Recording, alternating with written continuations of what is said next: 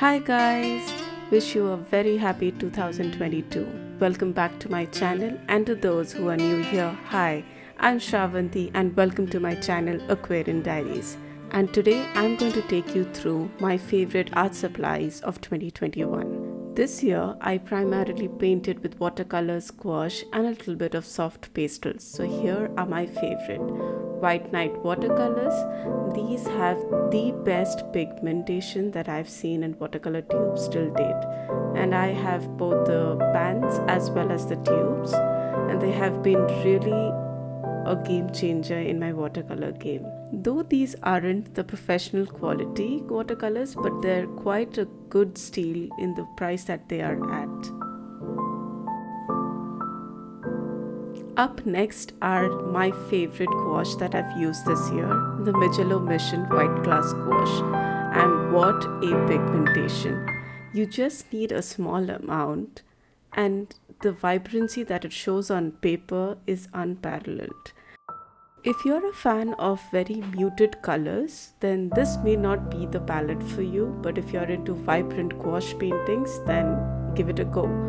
I'll admit it's not the most budget friendly, but given the amount of paint you need, these tubes are going to last you a long time. Up next are the soft pastels from Mungyo. These are a Korean brand and they have been my staple soft pastels since I was a kid, and I am really happy to repurchase this entire set. Up next are the workhorse behind all the artworks this year, my watercolor brushes. I have a few from the different ranges of Princeton, the Aqua Elite and the Neptune. Also the silver brush, black velvet. These are the most premium brushes I have, and I really love the fact that these brushes come down to a tip.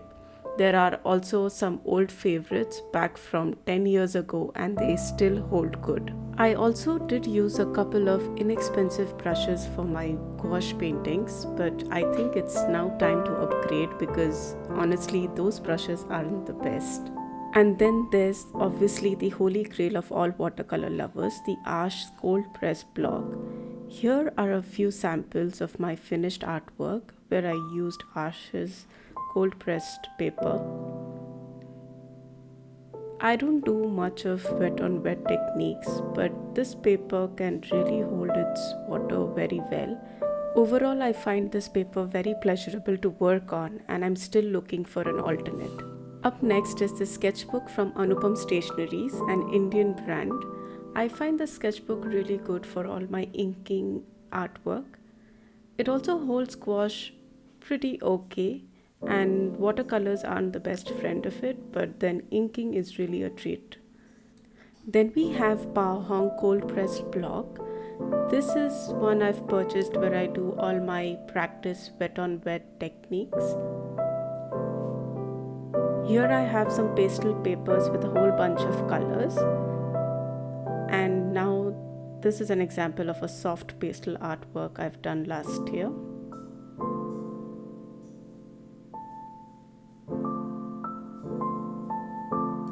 And now for this sketchbook that's been a staple of mine this year, the Stallman and Byrne Mixed Media Sketchbook. I have quite a few sketchbook studies here on YouTube where I've used this sketchbook. I'll have the playlist linked above for you to give it a watch. And lastly, this bamboo sketch pad from a German brand. I won't butcher the pronunciation, but you have it on screen. Now for the last category, palettes and miscellaneous items. The first is the Mijello Mission Airtight palette. It has been such a game changer once I started using this palette because it keeps all my paints wet for a long time. And I love the fact that it's a double decored palette, so it gives me ample space for mixing colors.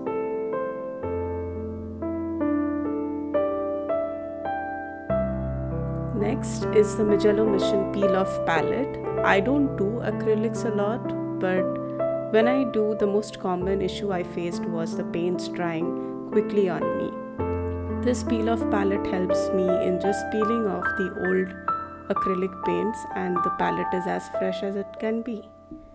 Up next is the Pebeo masking fluid. This is the only masking fluid I used this year and zero complaints. And the Waterman ink. This ink has a slight purple tint to it. It's not the darkest of the dark, but it helps serve the purpose quite well. Here's a quick display of my latest ink artwork, and that pretty much rounds up my favorite supplies for 2021. Thank you for watching, and I can't wait to see you in the next one. Bye.